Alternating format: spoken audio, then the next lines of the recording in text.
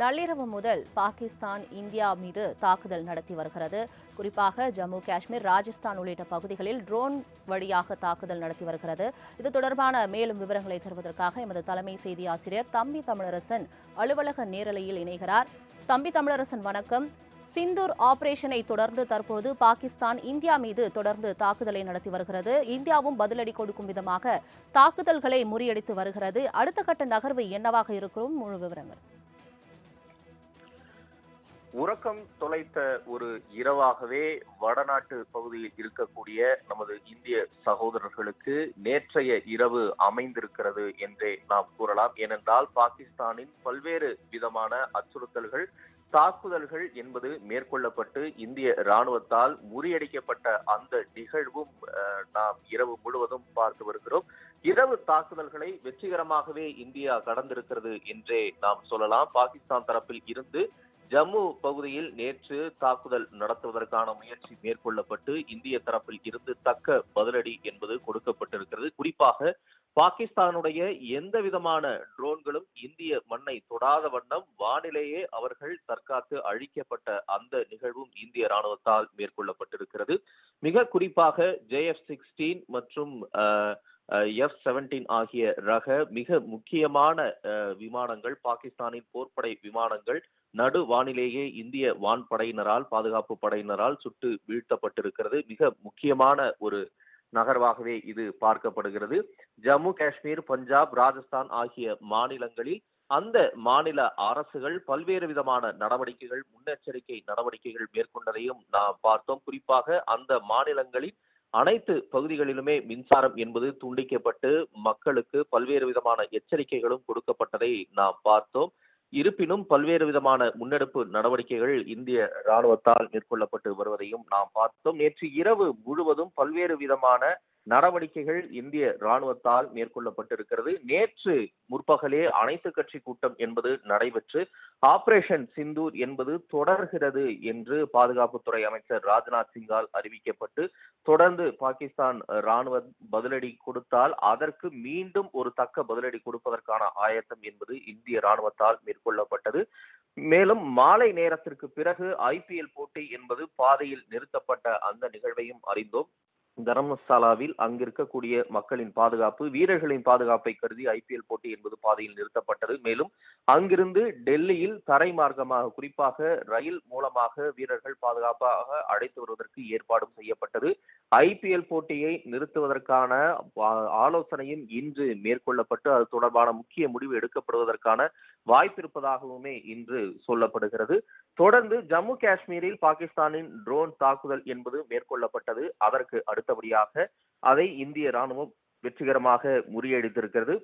ஜம்மு காஷ்மீரில் சைரன் ஒலிக்கப்பட்டு பொதுமக்களுக்கு அபாய எச்சரிக்கை என்பதும் விடுக்கப்பட்டது. அதனைத் தொடர்ந்து ராஜஸ்தான் எல்லை பகுதி என்பது இந்திய பாகிஸ்தானுக்கான எல்லை பகுதி, மிக நீண்ட ஒரு பகுதியாக இருக்கும். அந்த பகுதியில் தரைப்படை ராணுவத்திற்கிடையே ஒரு கடும் சண்டை என்பது மேற்கொள்ளப்பட்டது. ராஜஸ்தானின் ஜெய்சால்மர் பகுதியில் குண்டுவெடிப்பு சத்தம் கேட்டதாக அங்கிருக்கக்கூடிய பொதுமக்கள் தகவல்களை தெரிவித்தனர். மேலும் ஜம்மு காஷ்மீரின் பாரமுல்லா பகுதியிலும் முழுக்க இரவு மின்சாரம் துண்டிக்கப்பட்டு அங்கும் பாதுகாப்பு நடவடிக்கைகள் மேற்கொள்ளப்பட்டது.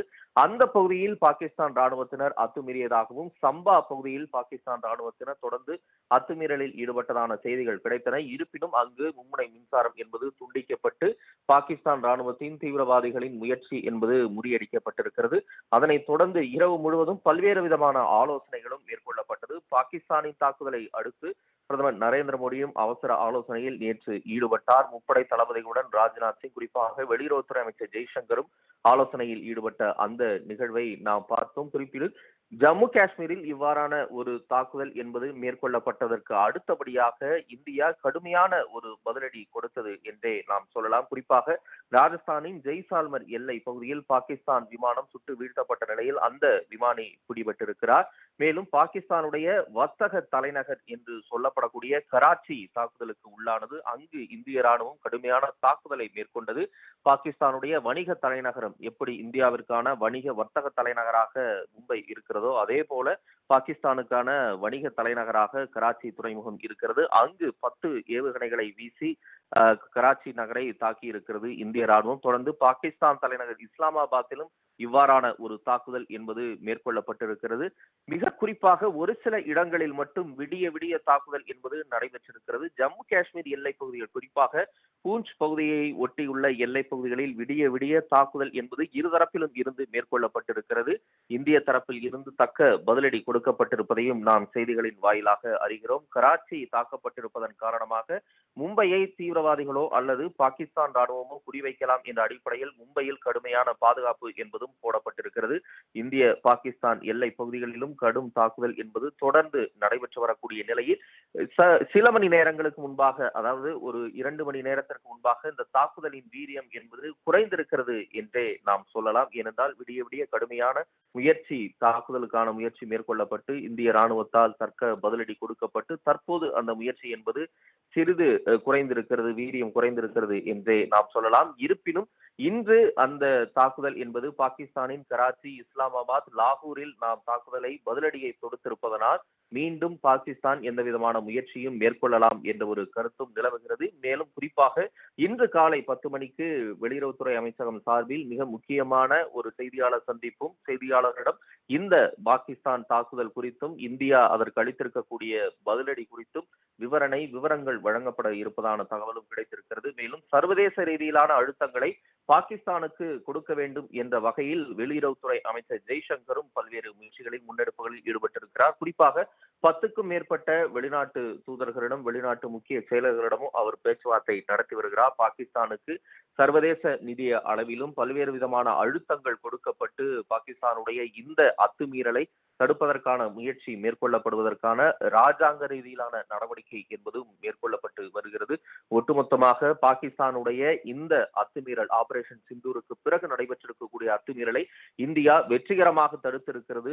இன்றைய இரவு என்பது ஒரு உறங்காத இரவாக இருந்தாலும் இந்திய மக்களை பாதுகாத்திருக்கக்கூடிய ஒரு இரவாகவே அமைந்திருக்கிறது. இனி இந்தியா சர்வதேச அளவில் எப்படியாக இந்த முயற்சியை எடுத்து செல்ல போகிறது, பாகிஸ்தான் தரப்பில் இருந்து மேலும் தாக்குதல்கள் மேற்கொள்ளப்பட்டால் என்ன விதமான முடிவுகள் எடுப்பதற்கான வாய்ப்பு இருக்கிறது என்ற ஒரு எதிர்பார்ப்பும் இருக்கிறது. குறிப்பாக இன்று காலை நடைபெறக்கூடிய 10 மணி செய்தியாளர் சந்திப்பில் கூட அதற்கான ஒரு முழு விவரங்களும் இந்திய தரப்பில் இருந்து அதிகாரப்பூர்வமாக அறிவிக்கலாம் என்றே நாம் எதிர்பார்க்கலாம்.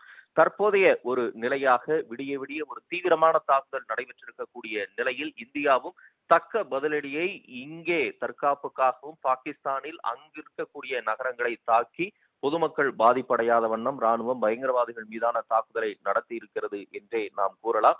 இனி அடுத்தடுத்த கட்டங்களில் இந்த மோதல் என்பது போராக உருவெடுக்காமல் இதே அளவில் பொதுமக்கள் பாதிக்காத அளவில் என்ன விதமான நடவடிக்கைகள் எடுக்கப்படுகின்றன என்பதை பொறுத்திருந்து பார்க்கலாம். சலோகி.